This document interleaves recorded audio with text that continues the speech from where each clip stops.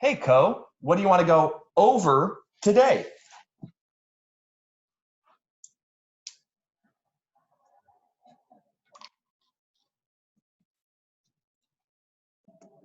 You want to go over 3.1 and 3.2?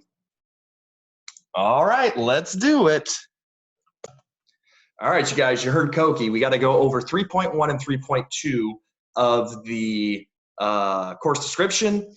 So 3.1 is, again, really just about setting the stage for what Unit 3 is going to cover, and we're moving into a new time period. This is going to be the 1648 to 1815 time period.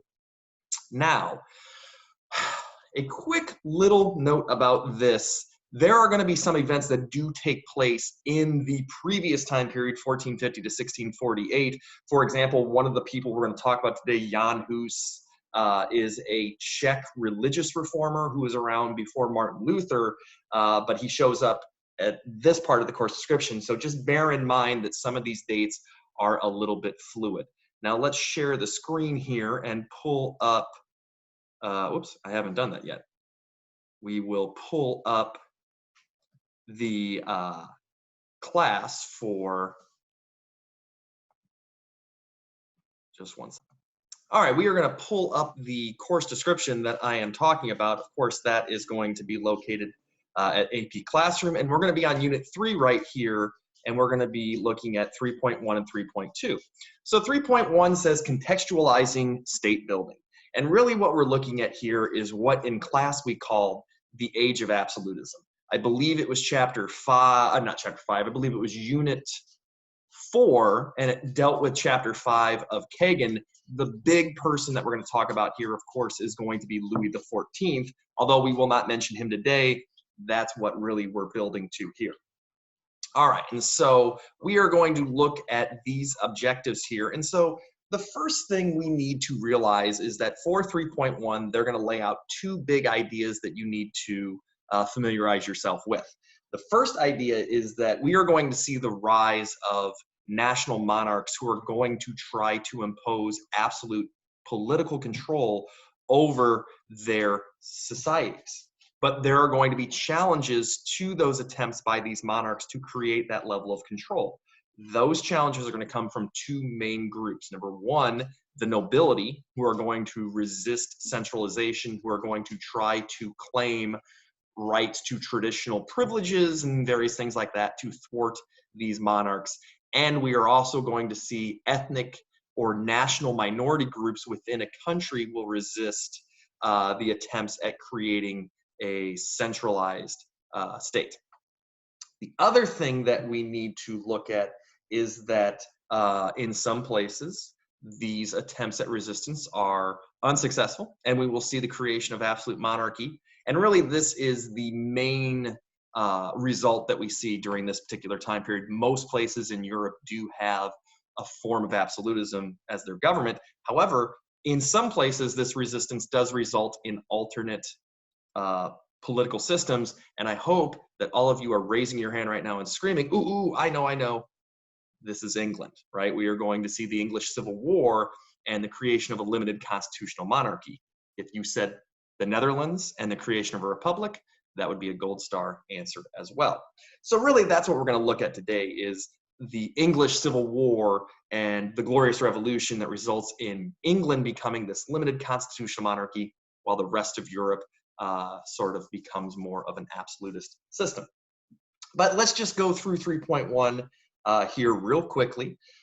Basically, we are going to see the rise of new concepts about the state and the creation of secular systems of law that's going to lead to new political institutions, which is a fancy way of saying the rise of national monarchies.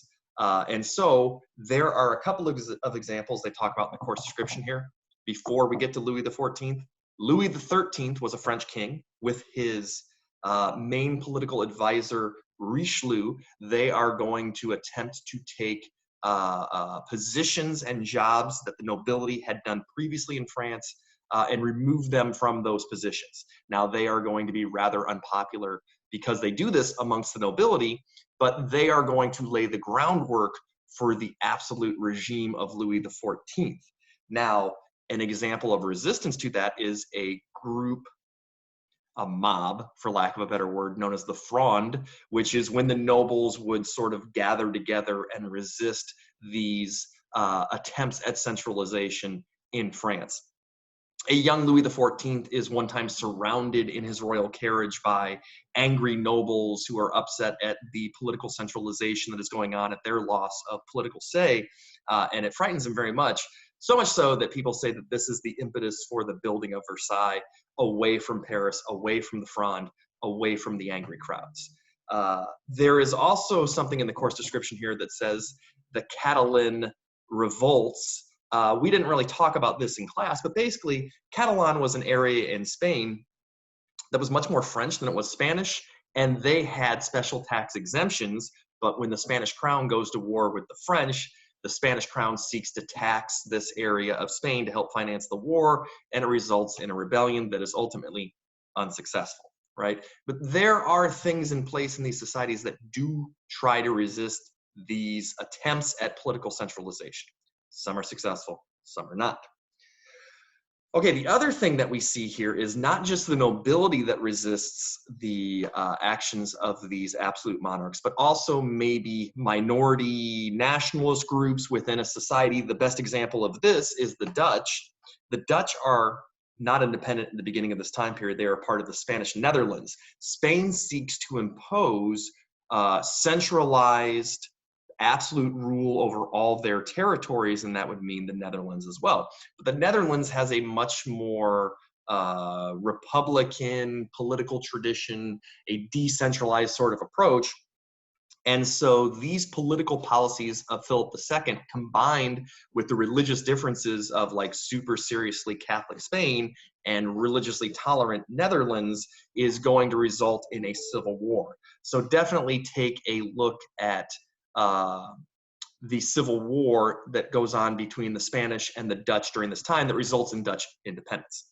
Another example that we see, like I said in my little intro, the Czech are going to be resistant to attempts by the Holy Roman Emperor, who is a Habsburg, which means German speaker, to centralize power in those lands. The best example of this is the start of the 30 Years' War, which is called the Defenestration of Prague. Basically, Ferdinand II, the Habsburg Holy Roman Emperor, attempts to get rid of any Protestant practices in his lands outside of the German states.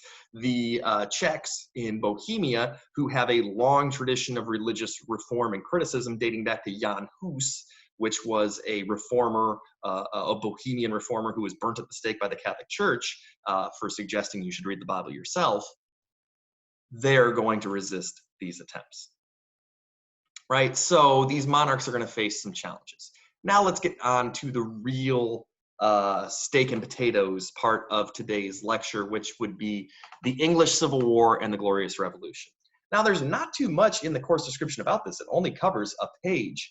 And really what they say you need to know is the causes and the consequences of the English Civil War. So let's talk about the causes. So the roots of the English Civil War go back in English history to two events. The first one would be the creation of the Magna Carta, which you don't need to know about for this class because that happens in 1215, but it creates a representative body for the aristocracy in Parliament, and it gives them the right to control taxation. No taxes may be created by the king unless approved by Parliament. So there's a political element to this that we will see. The second event is going to be the creation of the Anglican Church by Henry VIII during the Protestant Reformation.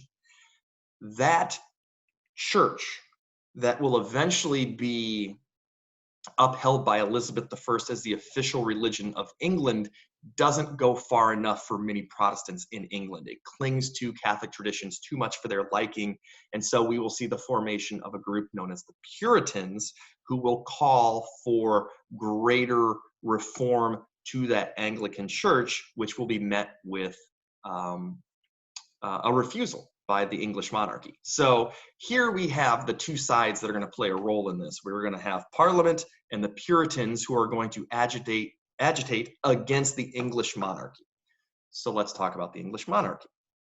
So at the time of the English Civil War, England is ruled by a dynasty known as the Stuarts. The first Stuart leader shows up here in our illustrative example. He is James I. James I is going to do many things. He is going to try to impose a system of absolutism. He is a big believer in the divine right of kings, and he does not believe that he needs to consult with Parliament, so he will frequently fight with Parliament over religious and political issues. When James dies, his son Charles takes over, and really he just continues these same sort of fights. He refuses to acknowledge Parliament's role in the political process whatsoever. He dissolves them. He attempts to rule without them, and in fact is successful in doing that for like 11 years. He also refuses to make any changes to the Anglican Church, angering the Puritans, who were a large part of the membership of Parliament.